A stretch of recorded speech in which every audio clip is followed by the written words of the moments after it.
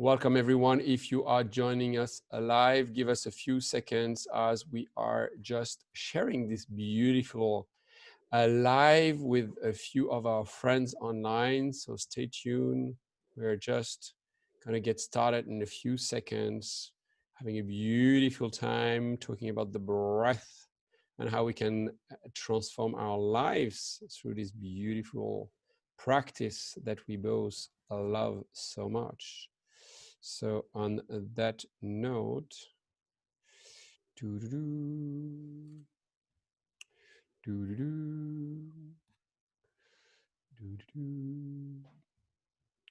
okay, everyone, I think I'm done on my side. Plenty of people who have received it now. As we say, Griet or Griet? Griet. Griet. Yes. As Griet is still figuring out and sharing on a few groups, I'll spend a few seconds to introduce what's happening here and how happy I am to connect you with her, guys. So as you know, I love to have these conversations. I'm loving the live format. Please put some comments. And really the intention is always to inspire, share knowledge, and get people to connect better to themselves and go through this difficult time. So that's what we're doing. What's interesting today with our guest, Griet, is her passion for the body. And she will tell us her relation to the breath. She's an open floor embodied movement teacher. She's going to tell us about that. A therapy in motion practitioner, so a lot of movement, an explanation of movement to be expected, and a transformational breath facilitator. That I understand. So there's a lot to talk about, a lot to explore and understand, and maybe a bit of, some tips for you guys to take away. Great. Welcome. How are you doing? Good. Thank you for. You're waking up, right? So you're coming. I'm waking up. Yes, it's early morning here. It's 8 o'clock in the morning. Usually I wake up at 8, so now I had to kind of reschedule myself a little bit. So what do you do when you wake up? What does an embodied movement floor coach do when she wakes up? I'm slow. I need time to wake up. When I'm in my flow, then I usually start with 5 Tibetans in the morning and a little bit of coherent breathing. What is 5 Tibetan? 5 Tibetans is a series of 5 exercises that come from Tibet, and it's a series of 5 that activates different energy areas in the body. Come on, let's activate Griet and myself. Can you show us? Might as well. Is it a bit well, it takes a bit to go through all 5 of them, and I don't know if we have time to do all this. Up to you, or you can just show us one, or just I want to honor you on your waking up time. My waking up time. If you feel like it. Yeah, well, I'm sitting on the floor. I have my microphone here, so that I reorganize everything. Okay, you're happy. Let's not go there. But I'll put the link in the comments to. Yeah, I'm happy to show it. I'm happy to show it, but then I have to reorganize my space. And no problem. We'll put a little comments, guys. It's a really beautiful practice. Actually, no, of course but I want everyone to experience it. It's really nice practice. One thing that you mentioned is, in the morning, I'm still waking up. And I just want to point the importance of this time of the day when your brain waves are still quite slow. You're not completely awake. You're not caffeinated yet. And you are T-ated, whatever you're putting in there. And, and this is the best time for either a meditation practice or breathwork practice. This moment where you are still, the brain is not functioning yet too well, it's still focused, and you are able to go quite deep in that space. Now, the mistake most people do is they grab their phone first thing in the morning and they connect with the outside world, one eye open. And the problem with that is you rely on your outer environment to decide how you're going to feel inside. So that's very dangerous because you don't know what's happening in your world that might affect you. So taking the first 10, 15, 30 minutes, depending on what you have of the day with yourself, whatever practice it is, but just being with yourself. And then you come to the world. But first, you are starting from that space of, hey, okay, now I'm centered, I feel good, bring on the stuff. Because again, when your brainwaves is slow, you are very fragile. I could condition you, I put you in hypnosis. What we do in hypnosis, we slow down the brainwaves, and then we can tell you to be a rabbit and you go on the floor and you eat the carrots. You see that in some shows that they do in, public hypnotherapy. So just be mindful of that. What do you think? Is that something that resonates? Absolutely, absolutely. But I want to add something. I know a lot of people who have this I have to in the morning with this practice. And if I'm really honest, the last weeks around Christmas, I didn't do them on a daily basis because I'm not so disciplined to kind of get up in the morning and every time do it. When I do them, I feel how it's good for me, and then I can stay for a long time doing them until there's like a breakdown, and then I let go everything, and so it's always good not to hit yourself on the head if you don't make it every day. That's a bit my message in that. So. 100%. All we're saying is start the day with yourself, whatever that looks like. I'm not saying do anything. Actually doing something is for beginners. If you're advanced, do nothing. And if you think you do nothing, you can always do less. But Absolutely. For the dummies like me, or, I struggle with meditation, I like to do breath work because it's easy. I'm doing something, it's easy. Meditation, man, I have to do nothing. It's the hardest thing to do. Yeah. So, Griet, I'm very curious about you say you're a somatic coach. I'd like maybe you can give us some definition of what it is that are all the practices that I described before when I mentioned you. Tell us a little about your practice, what you offer, and tell us a little about what it looks like. Well, it kind of developed over the years because I was always into breathwork, into breathing. I guess I had my first breathing session when I was 15 or 16, when my parents, they were kind of new age in that time, in the 80s. And so I kind of got it as normality in that time. But then for a long time, I kind of rejected it, as every young adult is doing, rejecting everything they got from their parents, I suppose. As you should. But somehow, of course, it's kind of looking for what am I, who am I, and what's my purpose here. And then after a while, I came back to over the dance, because I started to do 5 rhythms dance in evening classes, because I just liked music, I liked dancing, and I entered the conscious movement. It was not a scene, it was more a practice and a weekly thing to go to meet friends and go into this movement. And from this weekly practice, I wanted to go deeper, and that's why I started this 4-year training, dance and movement therapy, because I wanted to really sink into it, not to have these weekend workshops where you just have like a taste of it in those 2 days, but really to commit to a longer training, a longer. Can you explain to us why it matters, why movement matters? And I know it. I know that we have issues stored in our tissues, that we store things in our body. So I want you to explain to us the importance of movement and how you link that to the breath. So to make my story short, I have a background of conscious dance and conscious movement.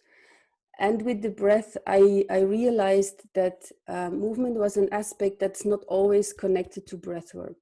Even though movement is what releases those things that are stuck in our system. So we know that trauma and emotions get kind of frozen in our muscles, in our fascia tissues, in between the muscles, and they restrict us. They really kind of freeze us sometimes. And the only way to loosen this is, first of all, using the breath, because breath is movement.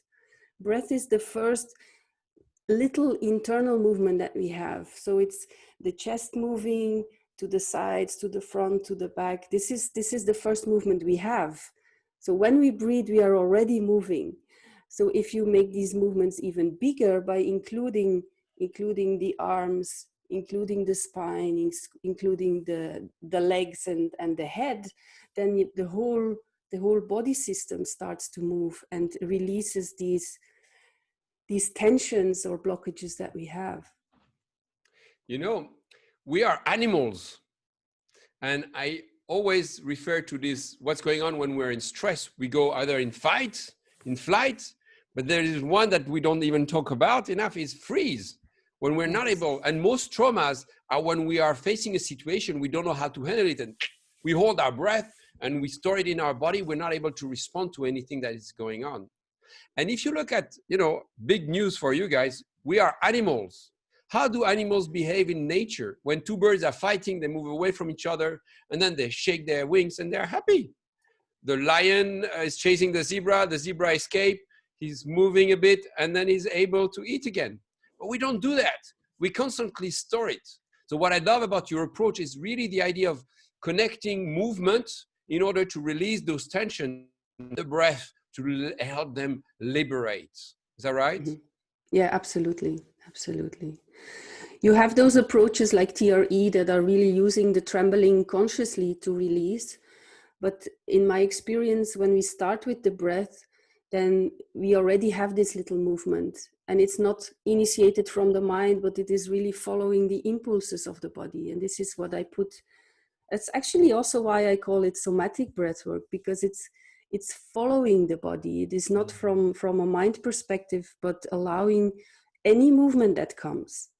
Sometimes it looks like shaking, sometimes it looks like a dance on the floor. It is really, you know, in one of the methods we use in movement therapy is authentic movement. And this is a movement practice where you go inside and you follow whatever movement comes. It is not a dance.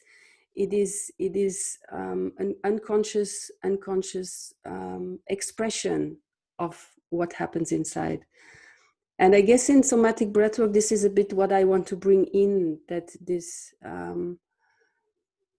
intuition, following the inner impulses of movement and connecting those to the breath, because the breath is always the anchor to come back to.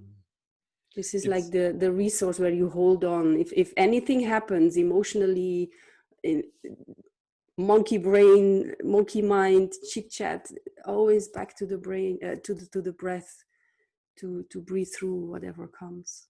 It's crazy because in our society, we found ways to socially do these things in an acceptable manner. You know, if people do movement, it's, you know, if I go and I start doing this shaking or whatever movement, we'll think, what's wrong with this guy? It's not okay. Is this something off with him? So we just wait for Friday night, we get drunk in a club, and then we can let loose. You know, or you have friends who tell you, if I don't go to Zumba on Wednesday, I cannot function. I need this, but we do it in a container that feels socially acceptable, you know, and we drink to just get out of our heads, you know. So it's really that idea of, we know intuitively that we need to go through the body to release tensions, but we are not daring to do so. Exactly. Yeah. Yeah. How often do we allow ourselves to just like, you know, do this kind of, even using the voice, like, to let it out. This is like, when you do this in a normal society context, everybody will look at you, but it releases. We are holding on so much in different areas of the body. And so the voice is one of those other things. The voice and expressing is one of the other aspects that I also include in this. So, Griet, can you walk me through a session with you? What does it look like these days with the things that you do, just so we get a bit of an understanding of your world? um, it depends if it's in a group or if it's in individual settings, because there's a big difference between those two. When I guide my weekly group, or like yesterday in the 21-day challenge, then of course I cannot guide everybody individually, especially not when there's a lot of people. Even though I try to watch the videos and even name people and see and give them some personal guidance to open the breath more. If I see that they are stuck, I give some advice to move the shoulders or the jaw or the belly or whatever. But usually I start with some gentle music and guide them into some body awareness and awareness to the breath, so that really I bring the attention to the physical body before activating too much. And once we go into the activation, I invite them to breathe in the belly first, to really bring the breath down into the belly, so that the grounding aspect is included. And from the belly, then I can invite them to go into the chest, so that the whole breathing system is moving actually. So belly breathing, meaning diaphragmatic breathing, and then having the whole torso move.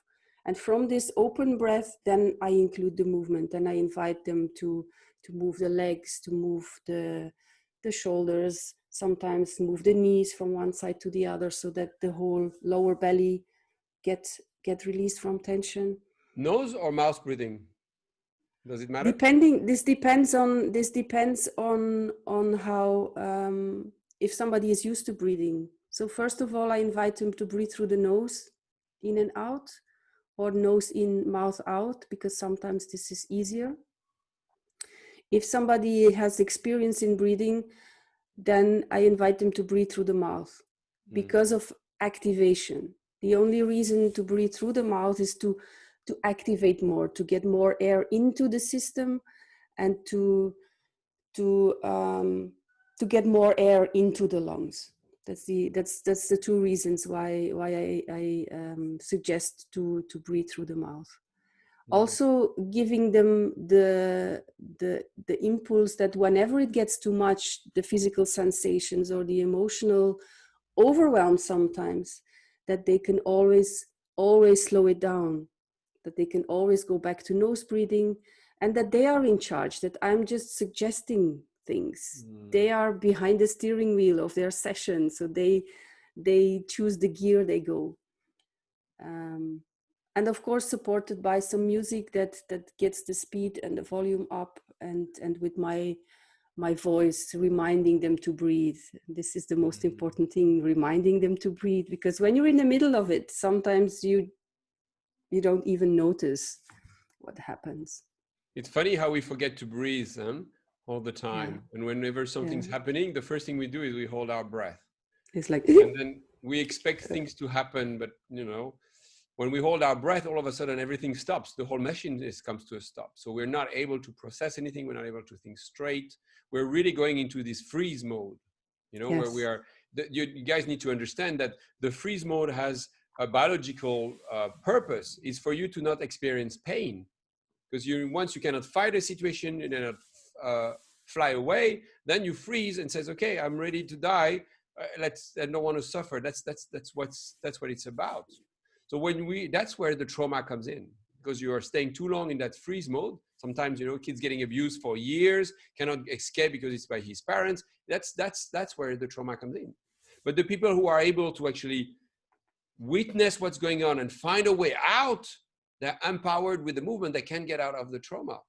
And that's what makes the difference, is the empowerment you have with the situation.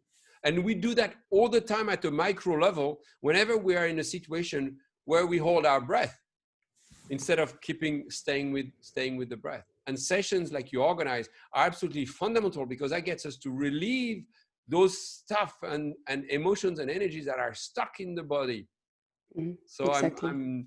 I don't see that much of people that are mixing both the somatic work and movement and the breath, and I think it's fantastic. And so you get people like for an hour on a breath journey, but moving at the same time. You mean individual?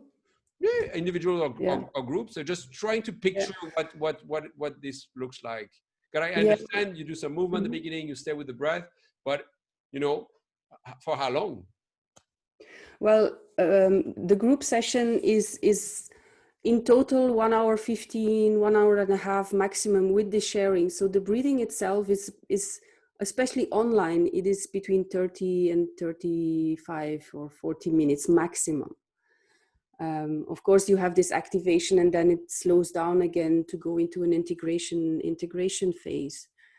In individual settings, it's a little bit different, because then I can really work with the person, see what they need in that moment. And before going into an active breathing session, sometimes it takes weeks and months before we can really do this kind of work. Yeah. When somebody has trauma really stuck in the body, they don't feel safe enough to go into this activation. They're not resourced enough. So then I work to give them, or to learn them how to resource themselves, how to find how they can come back to regulating. And that's where coherent breathing is one of the main practices that I use, that people start to regulate themselves. Let's not go there yet on coherent breathing. Let's hold that thought. I'm wondering, you mentioned activation, and when you breathe through the mouth, you activate. Can you explain to us what that means? Activating means that in the beginning you have to kind of do the breathing, or force yourself to breathe more than usual. But there is a certain moment in the process that your body breathes itself. And this is what I call the activation. It is the breath kind of takes over. You get into a certain rhythm of conscious connected breathing, where you don't have to think about anymore, oh yeah, I have to breathe in more than usual. In this activation, physiologically, all kinds of things happen to your body. So there is this balance of oxygen and carbon dioxide. I'm sure you already talked a lot about these things that happen, so that you get physical tingling sensations in the body. That is a result of this O2, CO2, this disbalance, actually, this exchange that we get. Yeah. Yeah. And then what happens next? Once you get into that rhythm, when it's now you're breathing automatically, you're activated, what happens next? Well, in my opinion and in my feeling, this is where the magic happens, because then all the physical and mental restrictions or beliefs we have that keeps us from really going deeper get resolved somehow. Because we have a lot of ideas and habits and thinking patterns from our past, from our parents, that don't allow us to get to certain levels or certain emotions that we have stored in the body. And once we are through this, or we allow them, then these expressions can come, and this stuckness can come out or transform somehow. Yes, we are tired of governments telling us what to do. We're tired of seeing a top-bottom approach to life. We want to be empowered. We want to be choosing for our life, but we don't apply it to our own bodies. Exactly. We still have a top-bottom approach to the way we operate. It's my thoughts that are going to dictate everything I do. But the whole idea of honoring the breath is to have a bottom-up approach. You know, you have neurotransmitters between the brain and the heart. 80% of the communication is heart to brain. Only 20% is brain to heart. So it really makes sense to get out of the way. And that's where coherent breathing comes in. And I want to go back on that because you touched it. And and all of a sudden our beautiful bodies get to express themselves, and we are just witnessing that and taking a step back for once and shutting up for once and just listening. You know, it's not breathing technique, it's a listening technique. Mm-hmm. You know, and then all of a sudden, yeah, now I get it. Now I listen. Now I get some clarity. Now I get some understanding. You know, that we are witnessing the limits of psychotherapy, of verbal therapy. You know, sometimes, oh, I've been in therapy for 10 years. Now I'm clear. You know, breath work bypasses all that. You go through the body. Exactly. The body, Yeah. you don't need to understand. You can relieve it. You can have, Mm-hmm. you don't know what's going to come out. And it's this whole idea of witnessing yourself and listening to whatever the body is there to communicate right now with you. And I don't use much movement. So I'm a bit in awe and curious and wanting to really explore that, because I can really feel that the way I usually do is I do movement and then the breath. Mm-hmm. And it's kind of, okay, I'm loosening it up and then I go. But that whole idea of really intertwining, I don't know about that word, but you just mix both. You do that on the floor as well, right? Mm-hmm. Yeah, yeah. So people are laying down?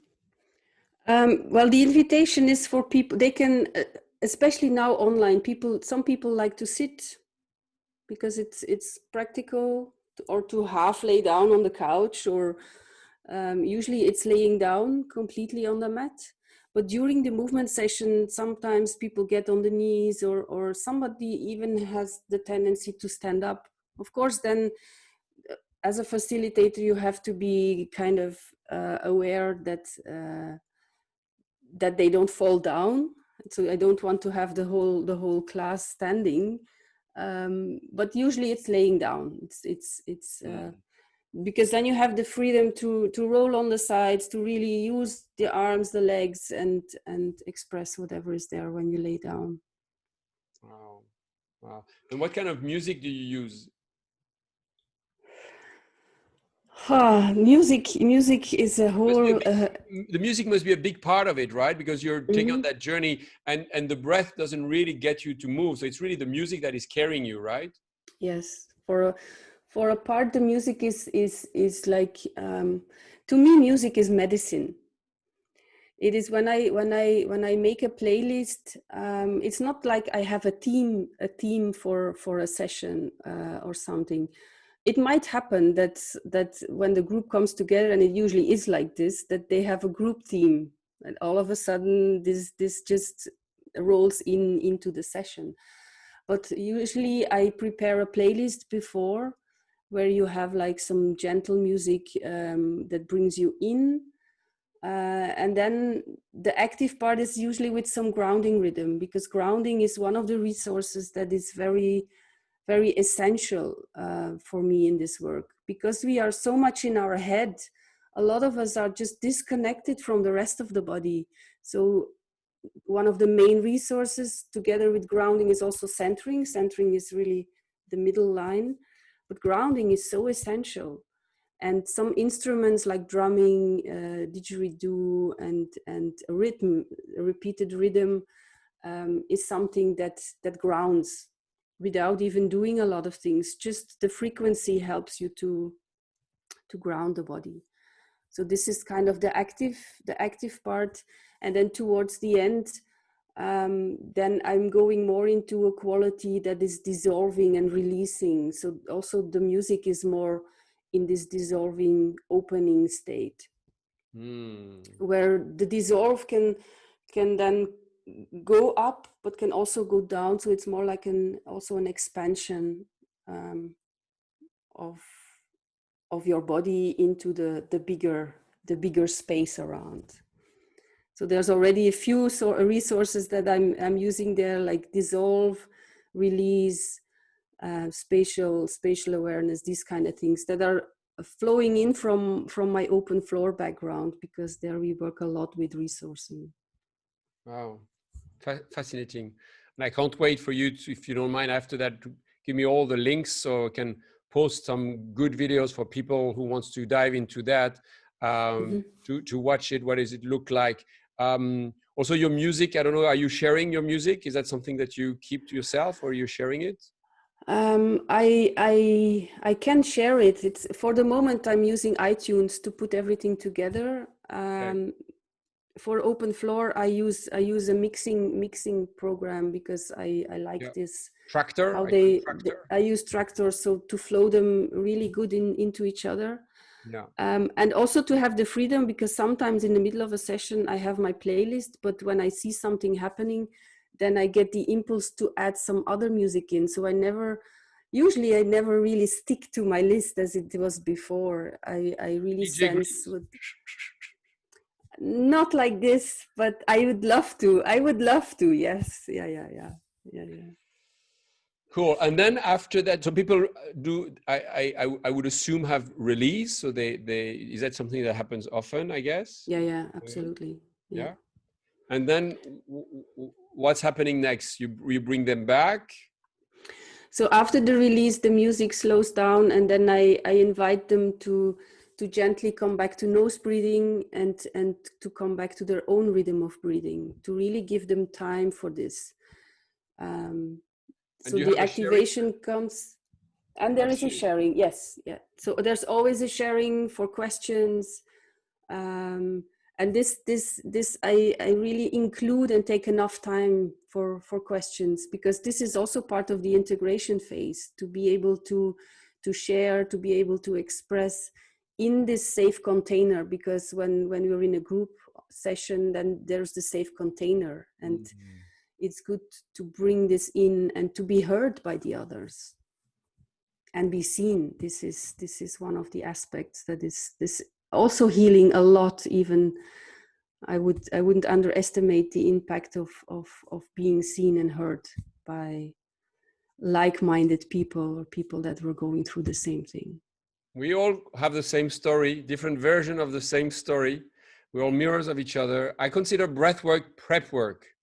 You know, it's just the magic happens once the breathing is over. Now we're actually starting, where you actually bring it back to awareness, to consciousness, and you're able to share it. And often a lot of things are happening after, because you unlock others when you are being authentic, when you are vulnerable, and you allow yourself to go there. You're just authorizing people to do the same. And the level of connection and bonds that come from witnessing each other is absolutely next level. So Yeah, exactly. It's in the sharing. What I often see is that somebody talks about their experience, and then somebody else resonates with it, and it's this aha, I'm not alone with this. There's other people, so it creates not only a connection but also a belonging. And this is why these communities are so not just needed but so essential. That we are, we humans, we are beings that are a tribe. We are tribes. We have this in our ancestors' history, these groups of getting together. And I guess breathwork is one of those communities where you connect and belong. You can be fully yourself without any limitations or rules or regulations or restrictions. It's just you with all the shit you have, there's nothing to hide. Great. In the chat, people are asking for your playlist. So I think you'll have to put that on Spotify and share. I think you'll make a lot of people Yeah, happy from yesterday's I session. know. So homework, if you're open to it, I think you will make people happy. They can experience, and that's a good way to communicate as well. On the point that you mentioned, the importance of sharing and connecting, there are plenty of studies now that support the idea that connection and community and tribes are the number one key to longevity. It's more important than food, more important than exercise. We're always focused on those things. But the fact that you are able to share your emotions, share what's going on, open up, trust, feel heard, and all these things, and you own it, and you're able to bring that to yourself and to others, is proven to be the one thing that gets people to live longer. It's also proven to be the key factor to win gold medals at the Olympic Games. They really studied that. What makes a multi-gold medalist? And they were ice baths. Sorry, that's a little bit from my kitchen. And connection. And connection, whether it's with your parents, with your coach, but in our society, we're told the opposite. It's my stuff. I'm dealing with it. I don't want to annoy you with that. We don't talk to this outside the family and all these things. And that's eating us from the inside. Guys, we are sharing a cure for cancer here. We're sharing a cure for autoimmune disease. If you are not bringing it out, it's gonna get you from the inside. Those diseases that we have developed, they are not existing in indigenous populations. They don't have those things because they're open, they share, they're vulnerable, they are supporting each other. It's a complete rewiring of the way we operate in our societies that's just fucked up, that just doesn't work. Look at the world where we've brought it. So we need to acknowledge that and then, bring people like you, Griet, so we can, rewire and change the way we operate. Mm-hmm. Yeah, totally. So, it brings me to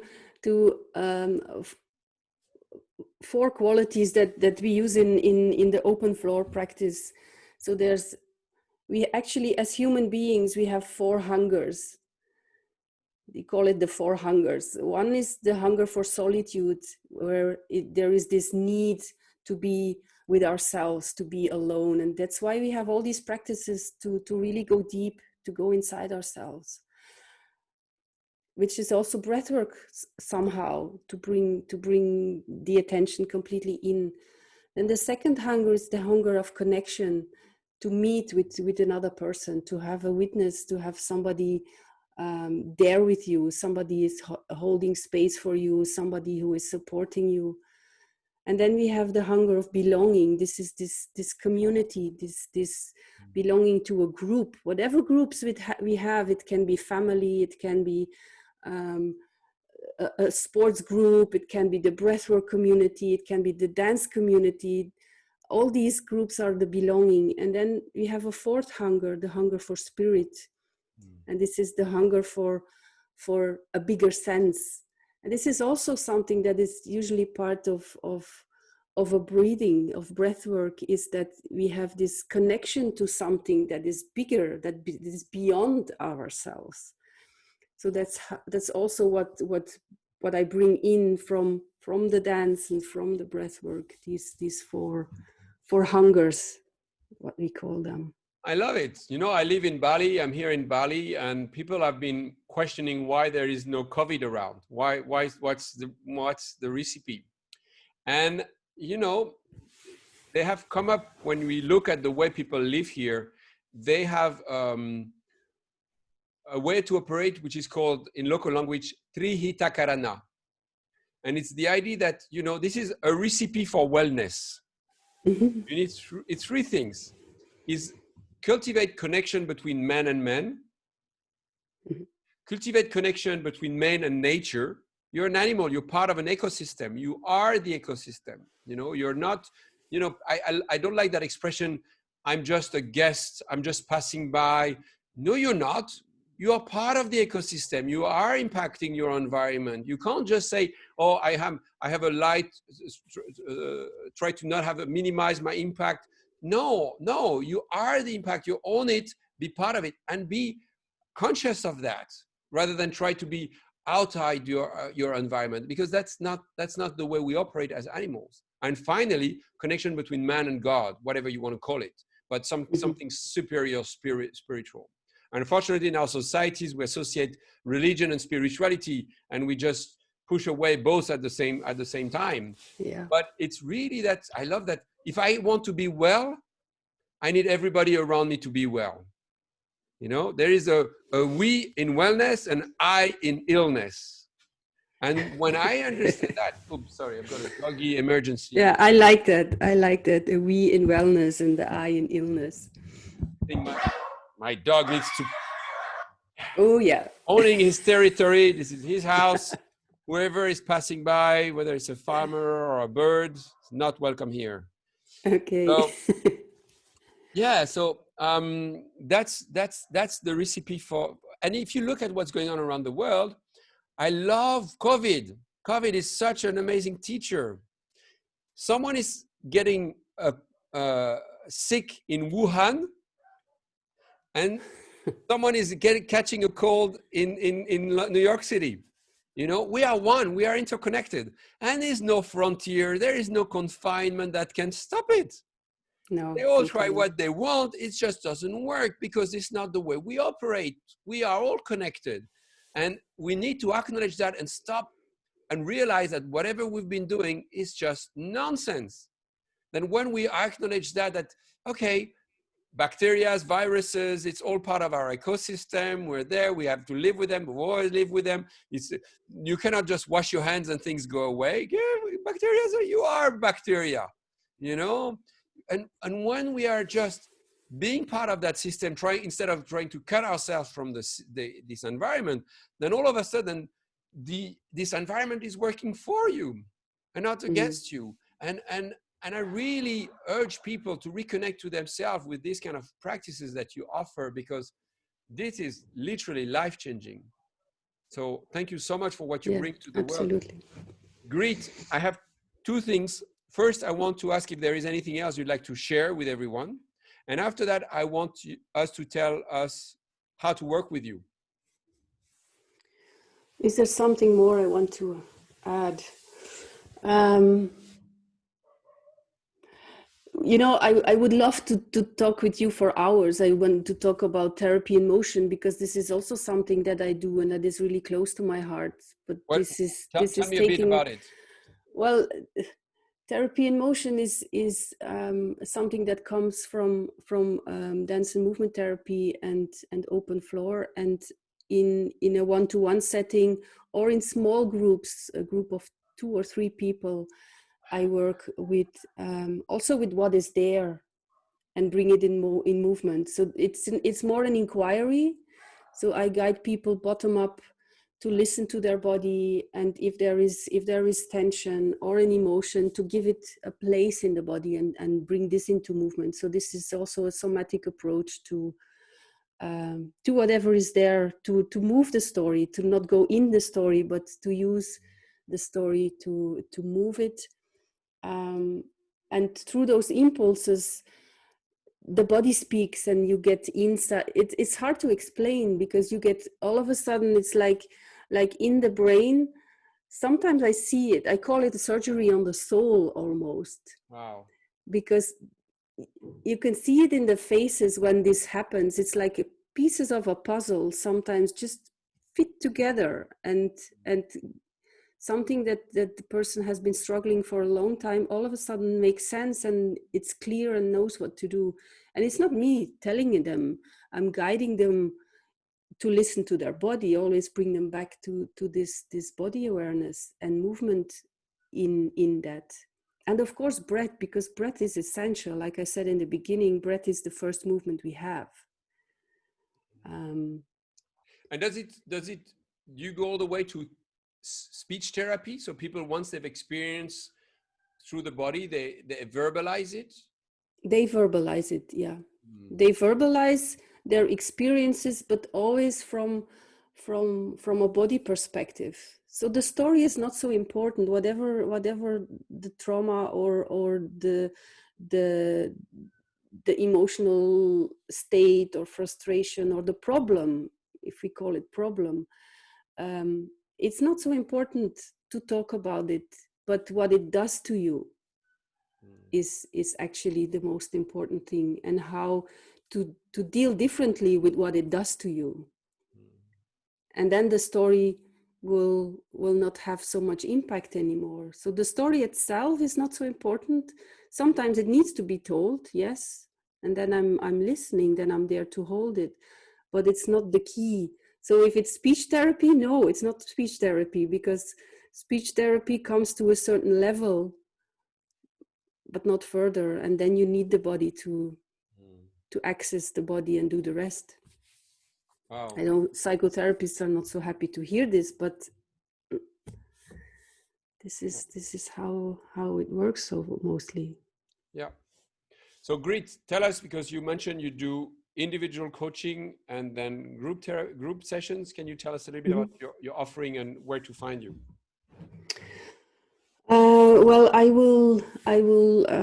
have a website, www.griet.com, soulinmotion.be. So I'm Belgian, that's why I have still the BE in my website. Okay, we will put all that in the notes, guys, as we will edit. So my offering, I offer individual sessions, and some people come for breathwork sessions, and we start with breathwork, but then it moves to more movement or therapy in motion, depending on what they need. That's the good thing, to have a wider scale, because actually it's not about the method. It is what this person needs in that moment, and I can give them some options to empower themselves, to resource themselves, because it's about them. It's not about me.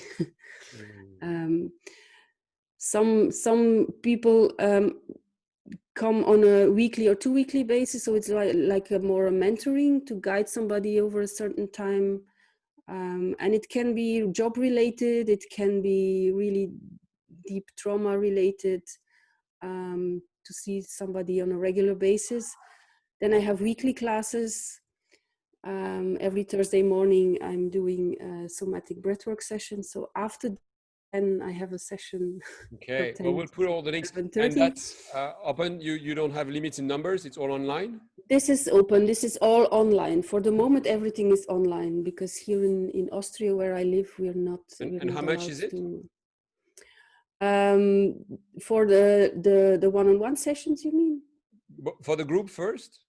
The group is on donation. So I started with the group sessions in October, and I'm offering it on a weekly basis on donations, because I know, especially now in this time, as long as we are in this pandemic state or lockdown for some, I leave it open, and I really trust that universe gives what is possible, and up to now it works out really well. So it balances. This is a core belief that this is the more you give, the more you receive in ways you don't expect.